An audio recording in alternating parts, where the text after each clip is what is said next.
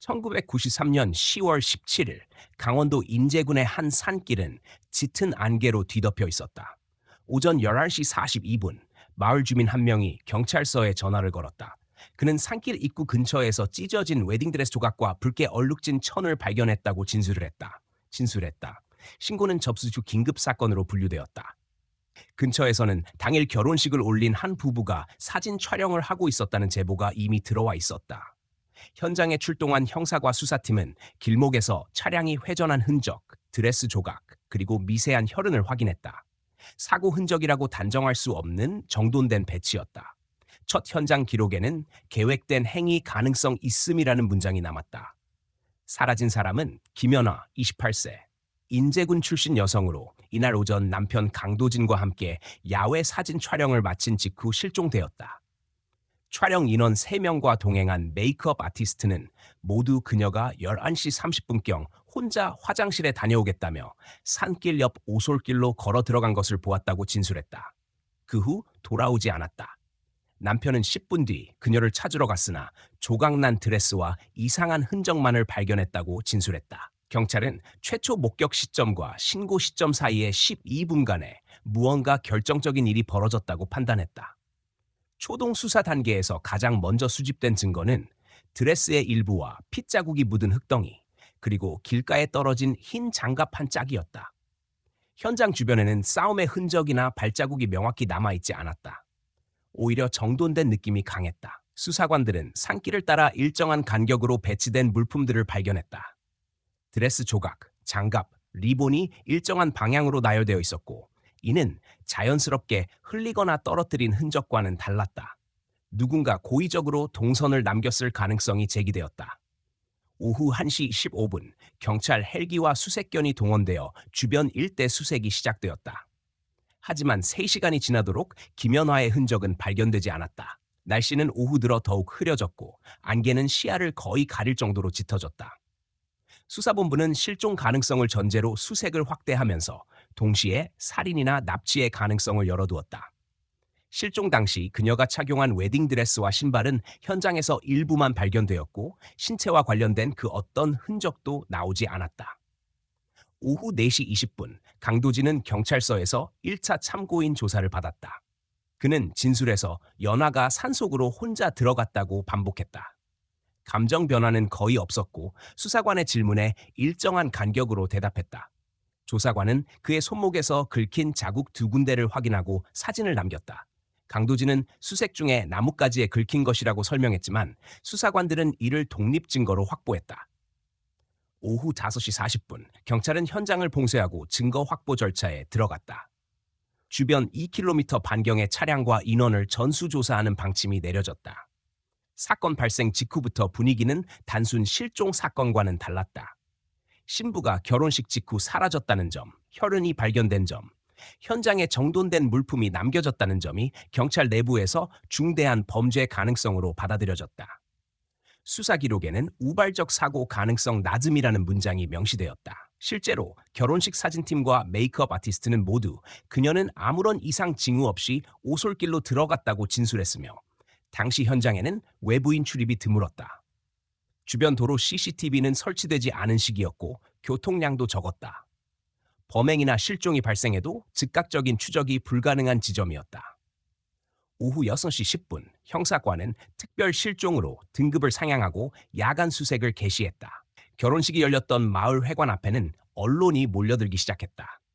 경찰은 사건 초기부터 언론 노출을 최소화하려 했지만 신부 실종이라는 단어는 이미 뉴스 헤드라인으로 빠르게 확산되고 있었다. 자정 무렵 현장 주변의 토양 샘플과 혈흔 시료는 감식센터로 이송되었다. 초기 감식 결과 혈흔은 인간의 것으로 확인되었고 김연아의 혈액형과 일치했다. 사건 발생 12시간 만에 실종은 범죄 사건으로 전환되었다. 시신이 없는 상태에서 드레스 조각과 혈흔만 남은 현장, 그리고 정돈된 흔적은 누군가의 계획적인 움직임을 강하게 시사하고 있었다. 강원도 경찰청 수사본부는 이 사건을 고위험 실종 및 중대한 범죄 연계 가능 사건으로 분류하고 강력팀을 파견했다. 이 시점부터 김연화의 이름은 전국 실종자 데이터베이스에 등록되었다. 이후 모든 움직임은 철저하게 기록되고 분석 대상이 되었다. 수사의 시작은 조용하지 않았다. 그것은 누군가가 아주 오래전부터 치밀하게 설계한 무언가의 서막처럼 보였다. 사건 발생 다음 날 오전 8시 35분 강원도 경찰청 수사본부는 남편 강도진을 중심으로 한 1차 집중 수사 방침을 내렸다. 실종 직전까지 함께 있었던 배우자, 고액의 보험 계약, 현장에 남겨진 정돈된 흔적, 감정적 동요가 거의 없는 진술 태도는 모두 그를 핵심 인물로 지목하게 만들었다.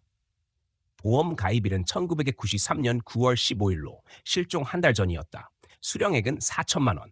수사관들은 이 계약서를 보험사에서 확보하여 기록물에 첨부했다. 그는 보험의 수익자였다. 오전 10시 수사팀은 그의 재정 상태를 확인했다. 1992년부터 이어진 사업 부진으로 개인 채무가 3천만 원을 넘었다는 사실이 드러났다. 금융기록에는 단기 대출 다수가 존재했고 결혼 직전에도 대출이 한 차례 추가되었다. 채무 규모와 보험금 수령액은 거의 일치했다. 수사 기록에 경제적 동기 존재라는 문장이 추가되었다. 정오 무렵 첫 공식 브리핑이 열렸다. 실종 사건은 강력범죄로 전환되어 언론에 공지되었다. 수사팀은 공식적으로 강도진을 용의선상에 올렸으나 체포하지는 않았다. 신체적 증거가 부족했기 때문이다. 그는 참고인 신분을 유지한 채 반복적으로 조사를 받았다. 수사관들은 그의 동선을 분 단위로 복원했다. 결혼식이 끝난 시각, 차량 이동 시간, 진실 촬영지 도착, 촬영 소요 시간, 실종이 발생한 시점, 신고 시점까지 모든 흐름을 타임라인에 정리했다. 중간에 15분의 공백이 존재했다. 오후 2시 10분 감식 결과가 전달되었다.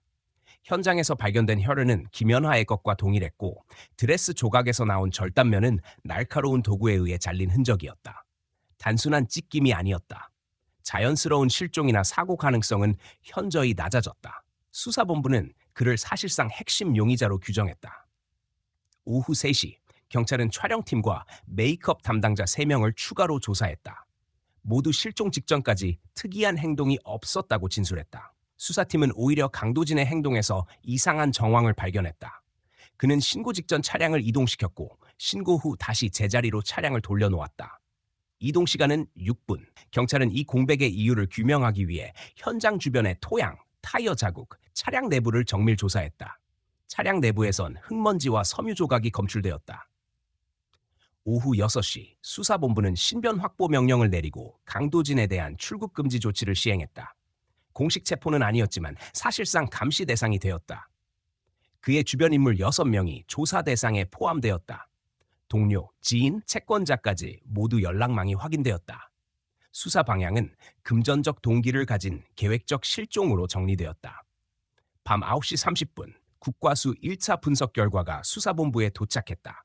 현장 혈흔의 양은 심각한 출혈을 전제할 만큼 충분하지는 않았지만 단순 상처 이상의 외력이 있었음을 시사했다. 혈흔이 일정한 지점에서 집중적으로 발견되고 그 주변에는 아무런 발자국이나 지문이 없었다. 이는 누군가 치밀하게 현장을 정리했을 가능성을 높였다. 우발적 사건일 확률은 낮았다. 수사는 시간 단위에서 분 단위로 좁혀졌다. 실종이 발생한 11시 30분부터 11시 45분 사이 그는 누구와도 함께 있지 않았다. 이 시간대가 수사에서 가장 중요한 공백으로 규정되었다. 모든 조사 기록에는 이 시간대를 중심으로 재구성이 반복되었다. 강도진의 심리 상태는 초기 조사부터 비정상적으로 안정적이었다. 주변의 불신과 의심이 강하게 쏠리기 시작했음에도 그의 진술 태도는 변하지 않았다. 감정 기복이 없다는 점은 수사관들에게 불쾌할 만큼 인상 깊게 남았다. 당시 수사 기록에는 피의자 반응 과도하게 평온함이란 문장이 그대로 적혀 있다. 그는 스스로의 결백을 주장하지 않았고 강하게 부정하지도 않았다. 모든 질문에 단정적인 어조 없이 짧게 답했다. 사건 발생 48시간이 지나자 여론은 이미 신부 사례로 기울었다. 언론은 그의 채무, 보험 계약, 실종 경위 등을 파편적으로 연결해 자극적인 보도를 내보냈다. 경찰은 여론을 통제할 수 없었다. 피해자 가족은 기자회견을 열었고 전국 방송에 사건이 노출되었다. 경찰 내부의 압박도 급격히 높아졌다. 10월 19일 새벽 1시 N5분 강원도 경찰청은 긴급 회의를 열었다. 증거 불충분으로 체포는 어려웠지만 수사는 이미 방향을 잃지 않았다. 이 시점부터 모든 수사 기록은 살인사건 가능성 높음으로 정식 표기되었다. 김연화의 이름 옆에는 생존 가능성 낮음이라는 내부 메모가 추가되었다. 새벽 공기가 차가워질수록 수사팀의 시간 감각은 무뎌졌고 사건의 그림자는 선명해졌다. 2일 만에 신랑은 용의자가 되었고 신부는 존재 자체가 흔적만 남은 실종자로 분류되었다. 사건은 이미 되돌릴 수 없는 방향으로 굳어지고 있었다. 사건 발생 후 정확히 10년이 지난 2003년 10월 17일 강원도 인제군 실종 사건은 미제 사건으로 분류된 상태에서 특별수사 대상 명단에 올랐다. 경찰 내부에서는 이 사건을 장기 미결 고위험 사건으로 분류하고 있었다. 실종 당시의 혈흔, 드레스 조각, 타임라인 공백 등은 명확한 물리적 단서를 제시했지만 시신이 발견되지 않은 이상 법적 종결은 불가능했다. 수사 기록은 창고의 한켠에서 먼지를 뒤집어 쓴 채 쌓여 있었다. 공식 수사 인력은 철수했고 사건은 서류만 남아 있었다. 그러나 2003년 7월 4일 예상치 못한 경로로 사건이 다시 떠올랐다. 인제군과 양양군 경계 지역에 지하 안반 탐사를 진행하던 토목업체 작업자 2명이 동굴 형태의 틈을 발견했다. 내부에서 발견된 것은 낡은 여행용 가방 1개였다. 가방 안에는 보관 상태가 양호한 웨딩드레스, 흰 장갑 한 짝, 헤어핀, 구두 한 짝이 들어있었다. 모든 물품은 당시 김연화가 실종될 때 착용하거나 소지하고 있던 것과 일치했다. 지문은 사라졌지만 섬유와 직물의 재질, 구두의 생산번호까지 모두 1993년 기록과 동일했다. 이 발견으로 사건은 즉시 재수사 단계에 돌입했다. 강원도 경찰청 강력팀은 심전 기록을 전면 재검토했다. 당시 현장 감식 자료, 사진 기록, 차량 이동 기록, 혈흔 분석 자료가 다시 열람되었다. 10년 동안 보관된 증거물은 일부 변질되어 있었지만 핵심적인 물품은 상태가 비교적 양호했다. 수사본부는 가방이 발견된 위치를 기존 실종 장소와 비교해 지도에 표시했다. 직선 거리로 약 4.8km 떨어진 지점이었다. 차량 접근이 불가능한 절벽 하단부였다. 누군가 의도적으로 운반하지 않고서는 가방이 그곳에 있을 수 없었다. 수사관들은 드레스의 상태에 주목했다. 절단면이 보존되어 있었고 직물의 훼손이 거의 없었다. 10년 동안 자연 상태에 방치되었다면 나타나야 할 부식 흔적이 적었다. 이는 누군가가 일정 기간 보관하다가 그 장소에 옮겨두었을 가능성을 시사했다.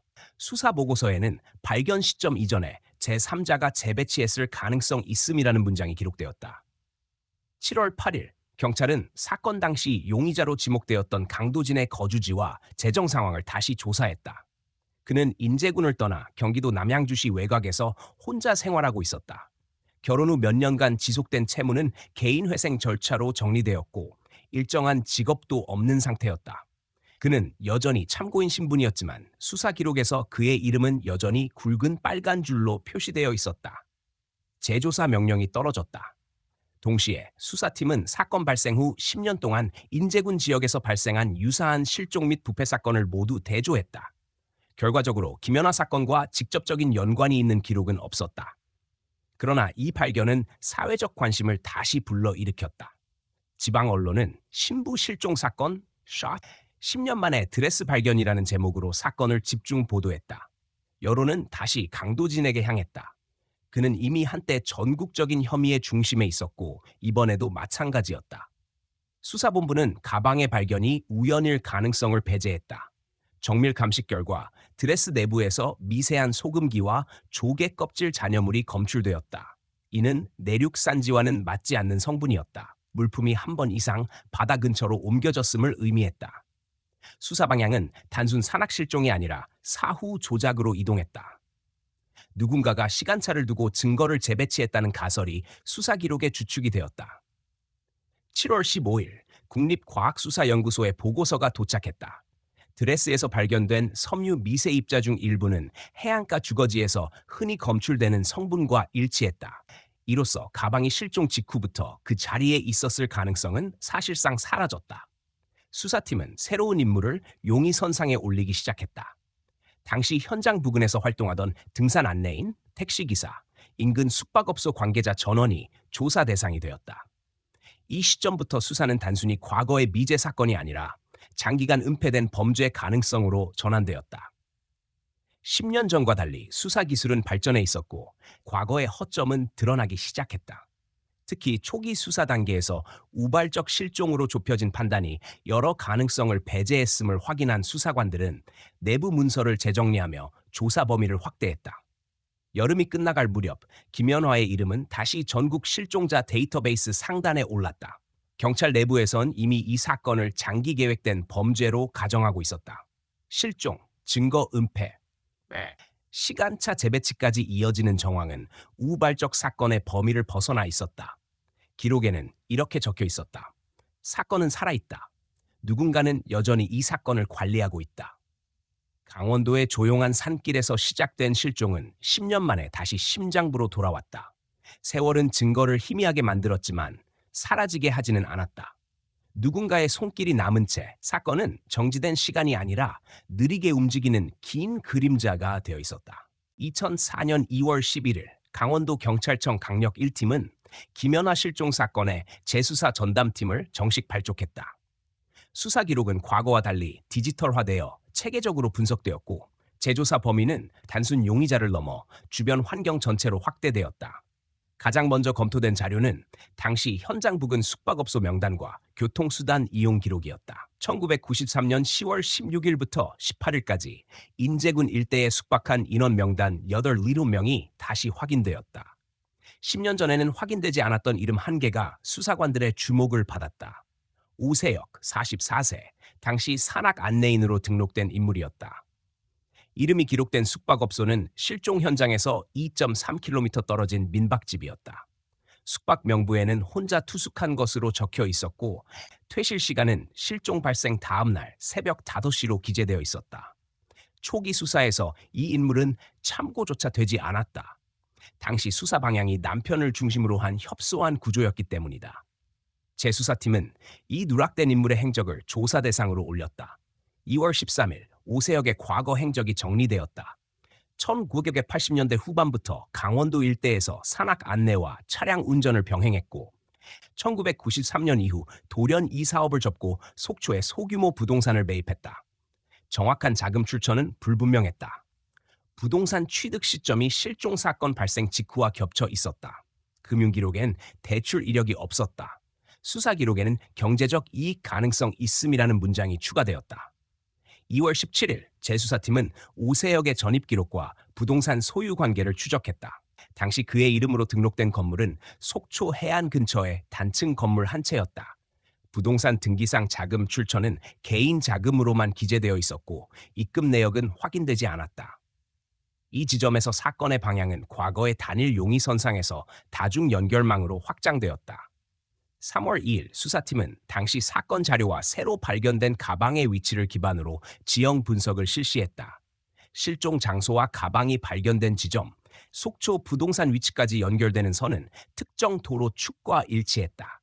실종 이후 단기간에 물품이 이동된 정황이 뚜렷해졌다. 경찰은 차량 이동 가능 경로를 재현했고 가방이 바다 근처에 보관되었다가 시간이 지난 후 산속으로 옮겨졌다는 가설에 무게를 두었다. 이 시기 수사 기록엔 한 가지 공통된 특징이 반복적으로 등장했다. 모든 정황이 치밀하게 정리된 흔적을 보이고 있었다는 점이다. 우발적 범행이라면 10년 후까지 물품을 보존하고 재배치하는 것은 사실상 불가능하다. 누군가의 의도적 개입이 있었고 그것은 긴 시간 동안 조용히 유지되어 왔다. 3월 10일 수사팀은 오세혁의 주변 인물 7명을 조사했다. 대부분이 과거 산악 안내업 종사자거나 관광업과 관련된 인물들이었다. 그중 2명은 1993년 당시 실종 현장 인근 등산로에서 목격자로 조사받은 적이 있었다. 그러나 당시 진술은 참고되지 않았고 기록은 남아있지 않았다. 이 누락된 진술은 재수사에서 다시 표면으로 떠올랐다. 수사는 빠른 속도로 압축되었다. 오세혁이 사건 직후 속초로 이주하고 부동산을 취득하며 10년 동안 일정한 수입원 없이 생활했다는 사실은 명확한 의심 근거였다. 하지만 결정적 증거는 여전히 없었다. 김연화의 신체는 발견되지 않았고 오세혁과 실종 당일의 직접적인 연결고리도 확인되지 않았다. 수사관들은 심리적 압박 수단으로 주변을 포위하는 방식을 택했다. 3월 21일 수사팀은 가방에서 발견된 조개껍질 잔여물의 성분 분석 결과를 전달받았다. 잔여물은 속초 해안과 2km 떨어진 해변의 조성과 일치했다. 가방이 이 지역에 일정 기간 보관되었을 가능성이 매우 높았다. 오세혁이 거주하는 주택과 해변 사이의 거리는 1.8km였다. 이 수치는 수사관들에게 결정적인 흐름을 만들어냈다. 같은 날 밤 수사 기록에는 짧은 문장이 추가되었다. 시간이 움직이지 않은 사건. 누군가 이 사건을 붙잡고 있다. 10년의 시간이 단순한 방치가 아니라 계획적으로 유지된 침묵일 가능성이 명확해지고 있었다. 실종이 아닌 통제된 부재, 사건의 그림자는 점점 특정 인물의 주변으로 수렴하고 있었다. 김연화의 이름은 여전히 데이터베이스의 미제 항목에 남아 있었지만 수사관들의 내부 메모에는 다른 표현이 등장했다. 실종자가 아니라 은폐된 인물이라는 단어였다. 사건은 단순 실종에서 장기 조직적 범죄의 구조로 서서히 형태를 드러내고 있었다. 2004년 4월 2일 강원도 경찰청 강력 1팀은 오세혁을 정식 관찰 대상자로 지정했다. 그는 속초 해안 인근의 단층 주택에서 단독으로 거주하고 있었고 일정한 직업이나 소득이 없었다. 수사관들은 24시간 동안 움직임을 추적하기 시작했다. 첫 72시간 동안 그는 정해진 동선을 반복했다. 오전에 해안가를 산책하고 오후에 근처 창고로 이동한 뒤 일정 시간 머물렀다. 창고는 그가 1994년 개인 명의로 임차한 오래된 건물이었고 내부 출입은 외부인에게 허락되지 않았다. 4월 6일 수사팀은 이 창고를 비공개 감시 대상으로 전환했다. 드론 촬영과 열 감지 센서를 통해 출입 빈도와 시간을 기록했다. 창고 출입 시간은 대부분 오후 2시에서 5시 사이로 일정했다. 진입 차량은 없었고 오세혁 혼자였다. 내부에서 빛이 새어나오거나 소리가 감지되지는 않았다. 정적과 반복된 패턴만이 남았다. 수사관들은 그가 장기 은폐물이나 사건 관련 물품을 보관하고 있을 가능성에 주목했다. 4월 9일 감식반은 가방에서 발견된 조개 껍질의 성분과 창고 주변 토양 성분을 비교 분석했다. 결과는 일치했다. 이는 가방이 일정 기간 이 창고에 보관되어 있었을 가능성을 강하게 시사했다. 수사 기록에는 물증과 장소 간 연결성 확인이라는 문장이 추가되었다. 사건은 처음으로 실질적 접점을 얻었다.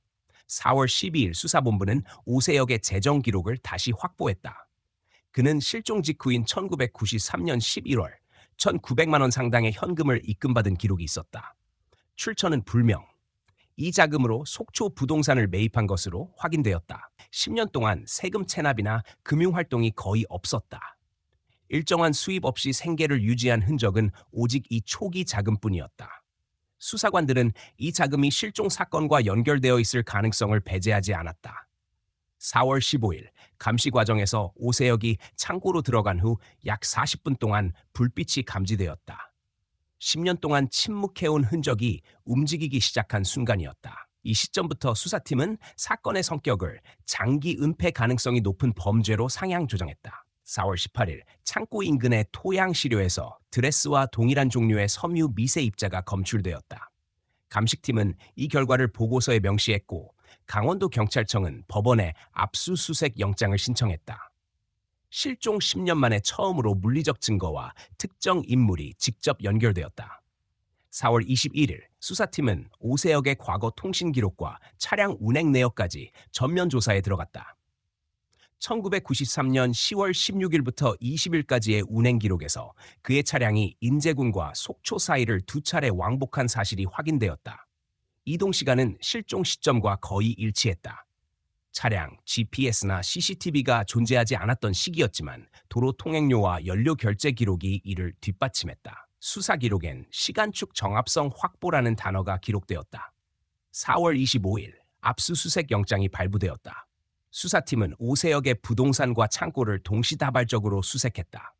창고 안쪽에서 드레스와 동일한 직물 섬유가 묻은 낡은 나무 상자 1개가 발견되었다. 상자 내부에는 오래된 고무장갑, 녹슨 칼날, 방수포 조각, 비닐끈 다발이 들어있었다. 혈흔은 없었지만 사용 흔적은 명확했다. 수사팀은 이 물품들을 증거로 확보하고 국립과학수사연구소에 감식을 의뢰했다. 4월 29일 감식 결과가 도착했다. 칼날에서는 오래된 혈흔 반응이 미약하게 검출되었고 비닐끈에서는 미세한 섬유 단편이 확인되었다. 혈액의 분자 구조는 변형되어 있었으나 김연화의 혈액형과 일치하는 항체 반응이 나타났다. 이 결과는 내부 보고 단계에서 곧바로 결정적 연결고리로 분류되었다. 5월 3일 수사본부는 오세혁에 대한 체포영장을 신청했다. 사건이 장기 미제로 남아있던 10년 동안 아무런 진전이 없었지만 단일 인물과 물증이 연결되면서 수사는 급격히 좁혀졌다. 그의 주변 인물들은 참고인 조사 대상이 되었고 속초 지역의 낡은 부동산 한 채가 범죄 은닉 공간으로 주목받았다. 5월 5일 강도진 역시 재조사 대상에 다시 이름을 올렸다. 실종 직전의 행적과 오세혁의 차량 이동이 시간적으로 겹쳤기 때문이다. 초기 수사에서 남편만을 향하던 시선은 이제 두 사람을 축으로 분할되었다. 수사 기록의 마지막 페이지에는 짧은 문장이 남았다. 사건은 멈춘 적이 없다. 단지 시간만 지나갔다. 긴 침묵의 껍질은 균열을 시작했고 실종은 하나의 구조물로 형태를 갖추기 시작했다. 진실은 10년 동안 조용히 같은 자리를 지키고 있었다.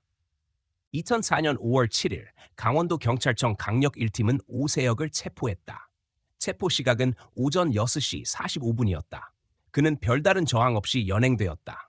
주거지와 창고에서 확보된 물증은 모두 국립과학수사연구소로 이송되었고 수사본부는 장기 미제 사건을 중대한 범죄 사건으로 격상시켰다. 체포영장에는 살인 및 증거 은닉 혐의가 기재되어 있었다. 오전 9시 10분 조사실은 완전히 통제된 상태로 운영되었다. 그의 과거 동선, 차량 이동 기록, 재정 거래, 창고에서 발견된 물증이 하나씩 제시되었다. 조사관들의 수사 방식은 질문이 아니라 증거의 나열에 가까웠다. 10년 동안 고정된 듯 보이던 사건의 시간축이 서서히 복원되었다. 수사 기록은 다음과 같이 정리되었다. 실종 당일 오전 11시 30분 김연화는 산길을 혼자 걸어 들어갔다. 이 시각 오세혁은 산악 안내인으로 주변 등산로를 운행 중이었다. 그의 차량은 오전 10시 57분에 인제군에 진입한 뒤 12시 08분에 속초 방면으로 이동한 기록이 있었다. 이는 실종 시간대와 정확히 겹쳤다. 창고와 부동산 매입 시점은 실종 직후였고 자금 출처는 불분명했다. 드레스와 창고에서 검출된 조개 껍질과 섬유 입자는 동일했다. 오후 1시 40분 수사팀은 그의 초기 진술서를 다시 열람했다. 그는 1993년 당시 단 한 차례도 경찰 조사를 받은 적이 없었다. 용의선상에 오르지 않았기 때문에 진술이 존재하지 않았다. 사건의 중심에서 완전히 벗어나 있었던 인물이었다. 이 공백이 10년 동안 사건을 고착시킨 핵심 요소로 지적되었다. 5월 10일 감식 결과가 도착했다. 창고에서 발견된 칼날의 혈흔 반응은 열화된 상태였지만 김연화의 혈액형과 일치했다. 비닐끈에선 동일한 웨딩드레스 섬유 조각이 검출되었다. 이는 단순한 우연으로 설명할 수 없는 결적 연결고리였다. 수사팀은 범행과 은폐 과정이 오랜 시간 계획적으로 유지되었다고 판단했다. 수사 진행 상황은 단계적으로 축소되어 갔다.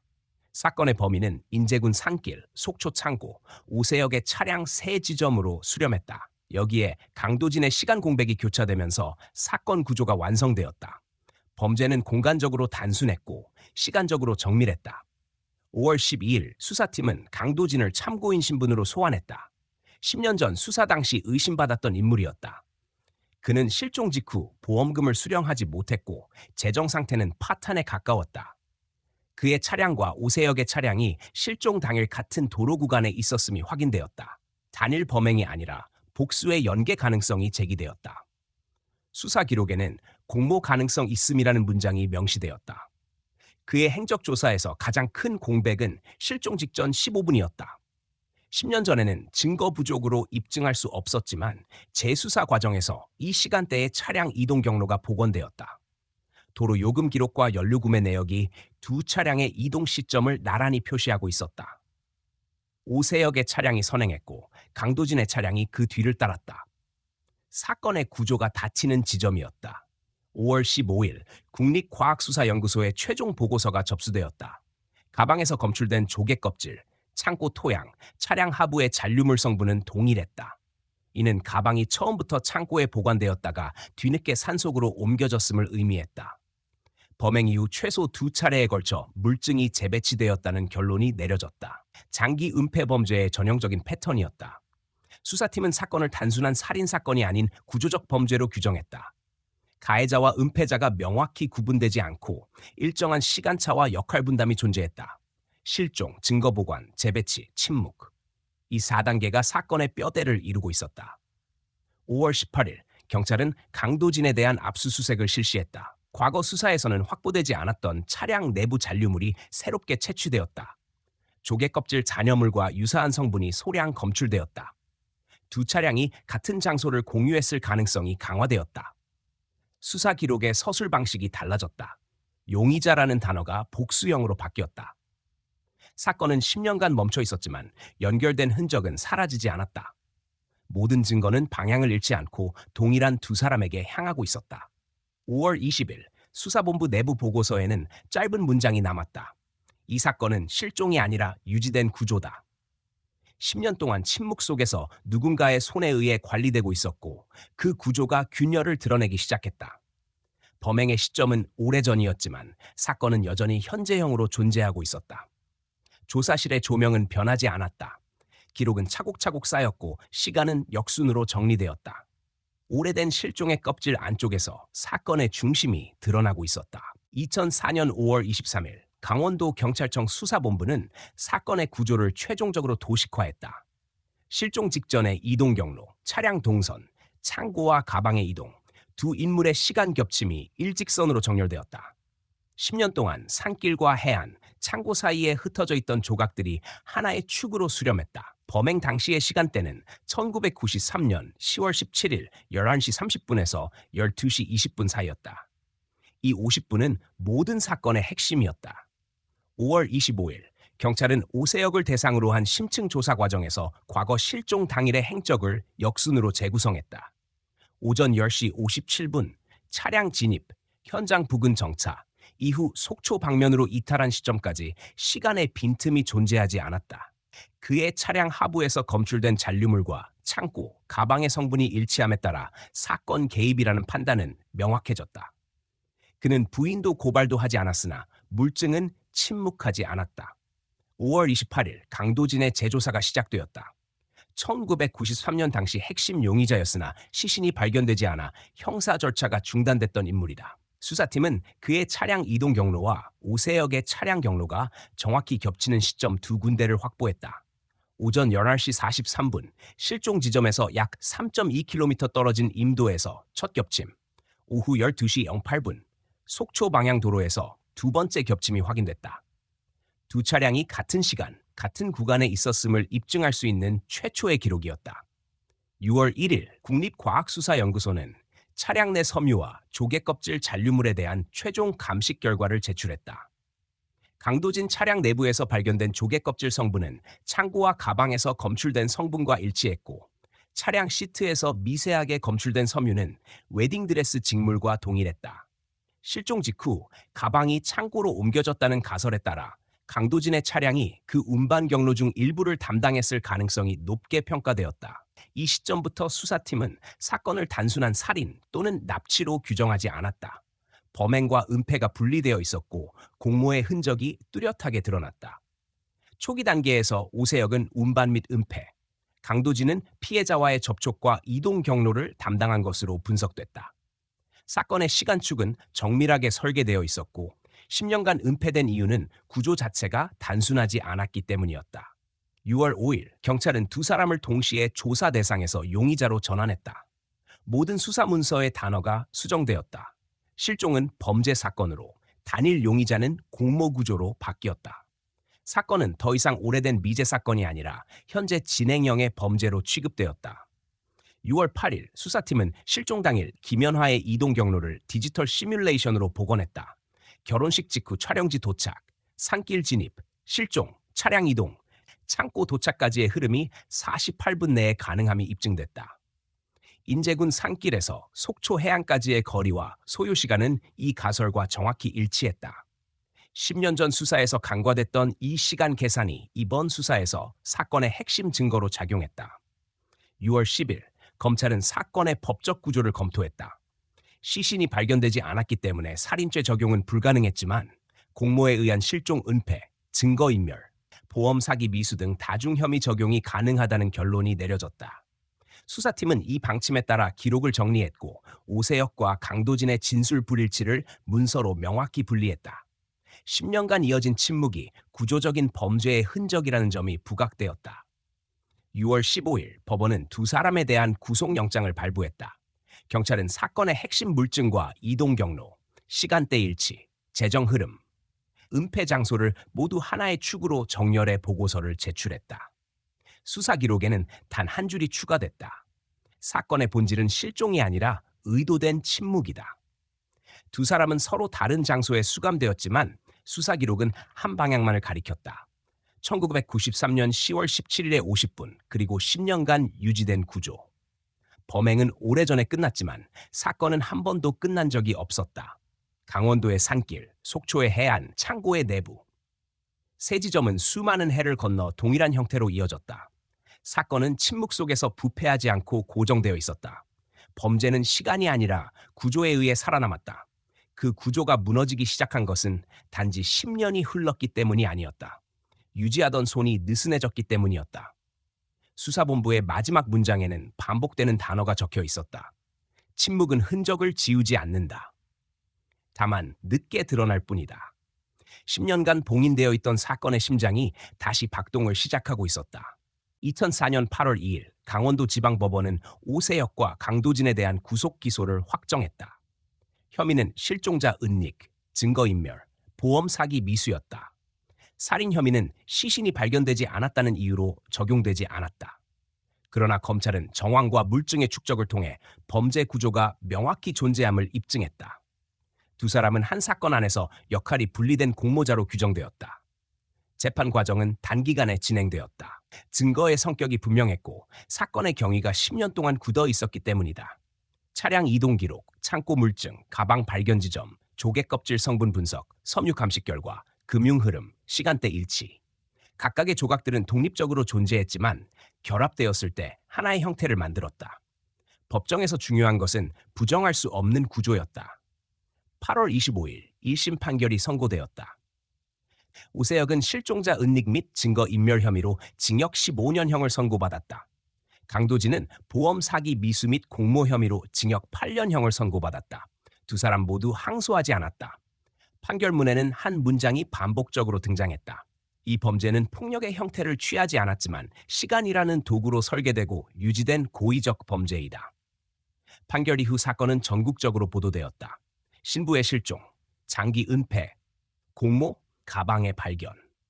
10년 동안 침묵 속에 묻혀인 이야기였지만 세상은 이 사건을 빠르게 소비했다. 언론은 구조적 범죄, 계획적 침묵, 무형의 폭력이라는 단어를 반복적으로 사용했다. 김연아의 이름은 여전히 실종자 데이터베이스에 남아 있었다. 법적 사망 선고는 내려지지 않았다. 가족들은 심리적 공백 상태에 남았다. 범인이 처벌받았음에도 시신이 없는 사건은 결말을 가져오지 않았다. 유족에게 남은 것은 무기한의 부재였다. 실종 이후 단 한 번도 확인되지 않은 그녀의 흔적은 여전히 공백으로 남아 있었고 그 공백은 어떤 형량으로도 채워지지 않았다. 사건은 법정에서 끝났지만 가족의 시간은 여전히 1993년에 멈춰 있었다.